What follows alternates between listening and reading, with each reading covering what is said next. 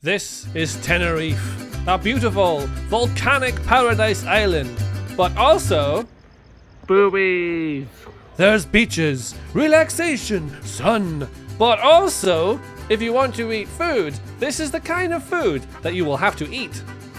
In fact, if you Google best restaurants in Tenerife, you'll be met with a diverse range of cuisines like English breakfast, Indian, English breakfast, more Indian, and also pizza, 5-star pizza. And it's 5-star pizza because the salad added later remained fresh, not wilted. And what you may have noticed is that none of these things are Spanish, and that makes sense because Tenerife isn't even in Spain. It's actually an island off the west coast of the Western Sahara, which, as you can see, is in Africa, which is not in Spain. And so my question to you is, what actually even is Tenerife? What actually is even Tenerife? I decided to find out at 4:25 a.m, which is a stupid time they should not have invented.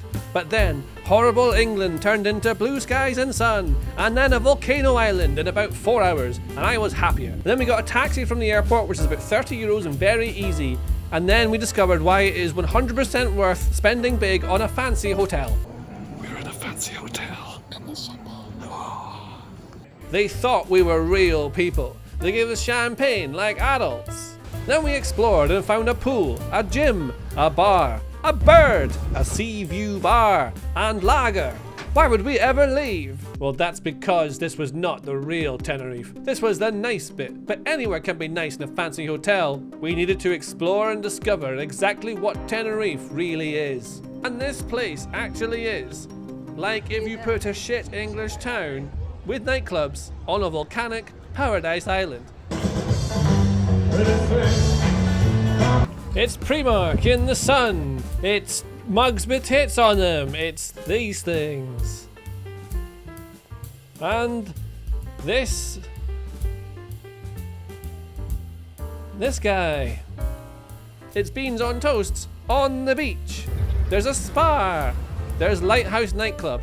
But personally, I'd rather go to Haunted House or Club Aqua. You can buy football shirts on the sand, go to Buggy Paradise, rent a person for 10 euros, or even go to Spanish Shoes 2. But I haven't even seen Spanish Shoes 1 yet. It's really pretty. And also there's a McDonald's. But instead of hanging out in what is essentially a giant Wetherspoons beer garden, we decided to admit that we are instead pretentious and went to our fancy hotel to have cocktails and probably never leave again. And so we had many lagers and played Monopoly Deal. Adele won a game. Then we tried to order wine on a wine list iPad. I just want a wine list.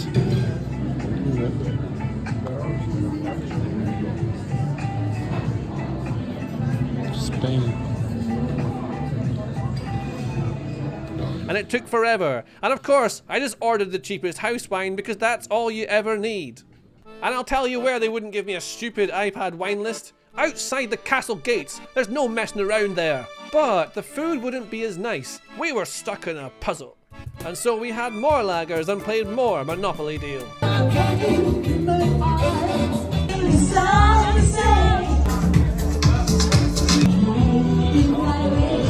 The next day I wanted to investigate something very important. What is the creature that makes this noise? I keep hearing this noise. I don't know what it is. It can't be a bird because it sounds like something that would live inside the volcano. What is the creature that makes this noise? We decided to investigate and explore some more. Discover the culture. Here is an STD clinic that we found. And here is a bar that has monkeys outside called Kong. I wish I'd taken more photos of Kong. The USP is lager and monkeys. This is the culture right here. The monkey bar called Kong. It's the must stop in the south of Tenerife and has cocktails like Chunky Monkey, Call a Taxi, and FBI. It's perfect. But they had no food and we needed some. Today was the day to not be pretentious and eat like someone who lives there, or even a tourist. We picked a random spot because they all seem to be exactly the same. And this is what all the menus look like. Just things that you don't want to have. If this was a pub in England, you wouldn't want to have any of this stuff. But I thought, it can't be that bad. But it was. It was that bad. I don't know what colour this is.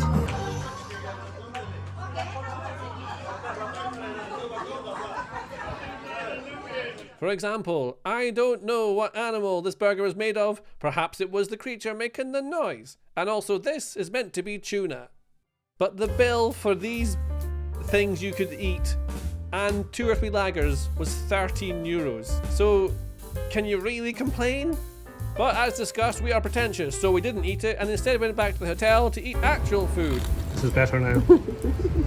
And then we played some ping pong and then explored the hotel some more and then discovered a trampoline.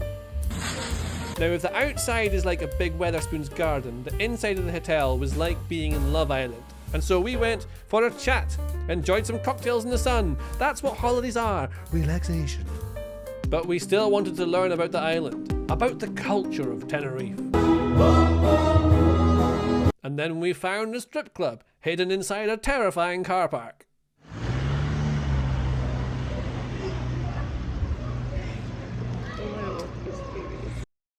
One of the best things about the hotel was the massive breakfast they had every day. Obviously, because it's a Spanish island in Africa, there's a full English breakfast to choose from, but they have everything else. Yesterday I went to the gym for breakfast. This morning I'm having donuts and champagne. And here was where we accepted that there was just no need to explore. Just relax by the pool. You know, be on holiday. The hotel is the holiday inside the castle walls. Don't go outside, it's nice inside.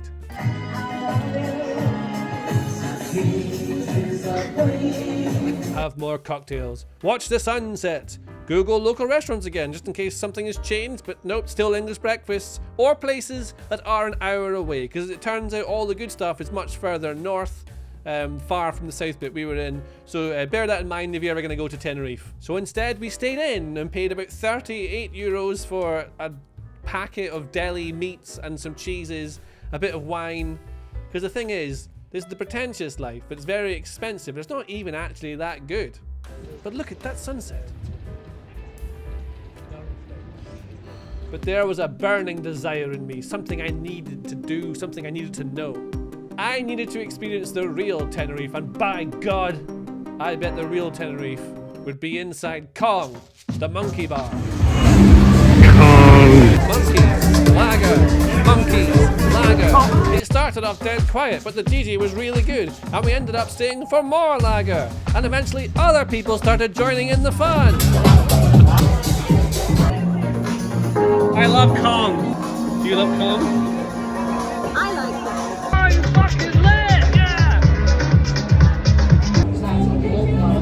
This is the best club in Tenerife. It's called Club Monkey and I love it. I think the best thing about this club is probably that they have all of the beers, but maybe this is where we stop having a kitchen.